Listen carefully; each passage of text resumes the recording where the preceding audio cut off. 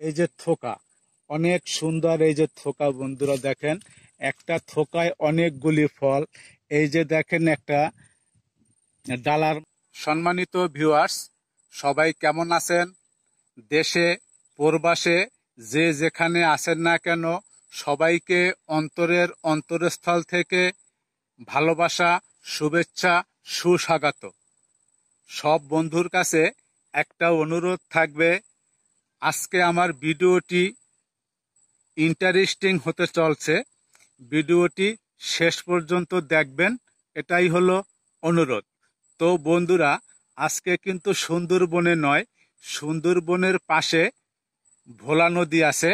এই যে সেই ভোলা নদীটা, আর ওপারে কিন্তু ওই যে সুন্দরবন। আমি কিন্তু আজকে এই ভোলা নদীর এই পারে, যার মানে সুন্দরবনের ভিতরে না, সুন্দরবনের এই পারে। তো বন্ধুরা, সুন্দরবনের এই পারে কিন্তু সুন্দরবনের মতোই কিছু গাছ রয়েছে। এই সুন্দরবনের জোয়ারের পানিতে এই পারে চরে বিচি ভেসে আইসা যে গাছগুলি হয়েছে, সেই গাছগুলি কিন্তু বন্ধুরা এপারে জন্মেছে নদীর চরে। আর এই নদীর চরে কিন্তু বন্ধুরা এই যে শৈলে গাছ, তারপরে কেওড়া গাছ, বিভিন্ন রকমের গাছ জন্মছে। আজকে আমি আপনাদের দেখাবো কেওড়া ফলের একটি ভিডিও। এই কেওড়া ফল কিভাবে হইয়া আছে, কেওড়া ফলের ডালাগুলি কিরকম, কেওড়া ফলগুলি কিরকম, কেওড়া ফল কিভাবে খেতে হয়, এই ফল খেলে কিরকম টেস্ট লাগে, বিস্তারিত আমার এই ভিডিওতে। তো বন্ধুরা, এই যে দেখতে পাচ্ছেন কেওড়া ফলগুলি চিকুন চিকুন ডালার সাথে অনেক সুন্দরভাবে কিন্তু ঝুইলা আছে।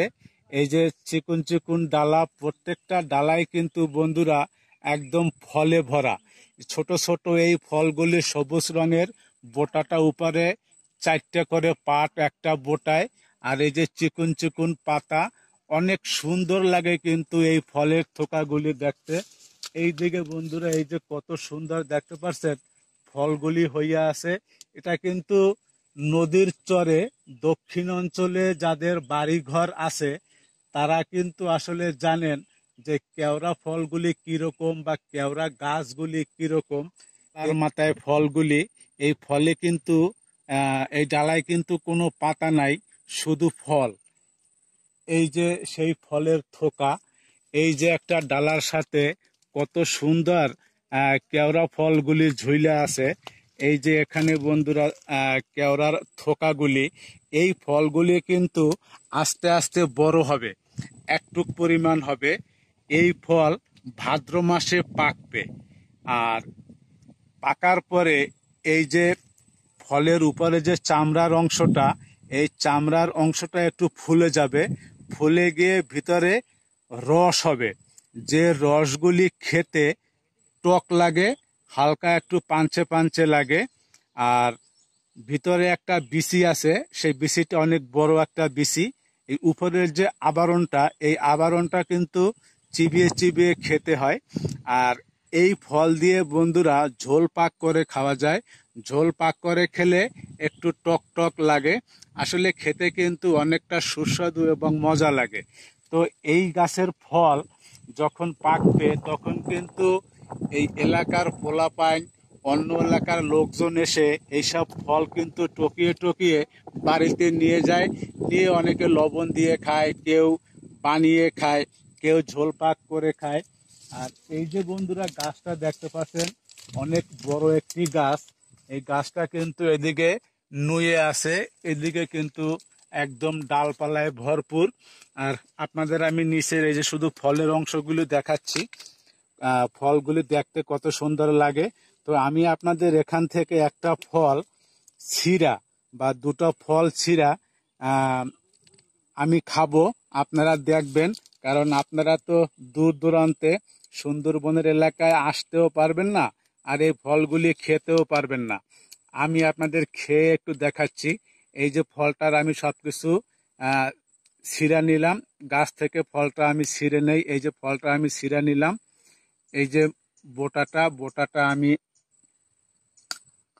এরকম কামড় দিয়ে ফেলে দিলাম, সাদা অংশটা বেরিয়ে আসছে, নিচে একটা এরকমই আছে, এটা আমি ফেলে দিলাম, ফেলে দিয়ে লবণ মাইখা এরকম খেতে হয়।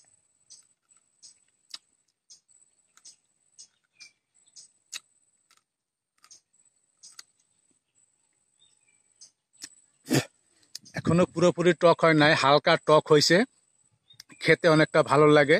আর এই যে বিচি বন্ধুরা দেখছেন, বিচি কিন্তু এখান থেকে বেরোয় গেছে। এরকম আসলে কেওড়া ফল খেতে হয়। আর এই যে কেওড়া ফলের থোকাগুলি অযত্নে কিন্তু বন্ধুরা এই ফলগুলো হয়ে আছে।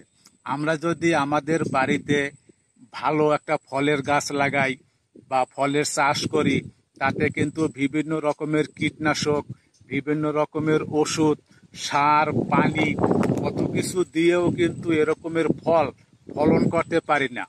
আর এই যে দেখেন নদীর চরে আল্লাহর দান গাছগুলি হইয়া ফল হইয়া ঝুইলা আছে, কত সুন্দর সুন্দর থোকাগুলি ঝুইলা আছে। এরকম যদি আমাদের চাষের কিছু ফল হইতো, তাহলে কিন্তু আমাদের মনটা ভরে যেত। তো এই সুন্দরবনের ফল দেখাইয়া আপনাদের মন আমি ভরাইতে চাই বন্ধুরা। তো এই যে দেখছেন বাতাস আসছে, বাতাসে কিন্তু কত সুন্দর এই ফলগুলি নড়তাছে, তারপরে এই যে পাতাগুলি নড়তাছে। নদীর চরের বাতাসটা কিন্তু আসলেই বন্ধুরা একবারে ভিন্ন, সেটা আপনারাও জানেন। কত সুন্দর এই ফলগুলি দোলতাছে। এই যে এইদিকে বন্ধুরা দেখেন, এই যে কত সুন্দর থোকা, এই যে থোকাগুলি কিন্তু এখানে কত সুন্দর নড়তাছে, দেখছেন? এই শুধু ফল আর ফল, ফলে কিন্তু এই গাছটা একদম ভইরা গেছে। গাছের মাথায় আসলে ওঠা সম্ভব না যে উঠে আপনাদের আমি দেখাবো।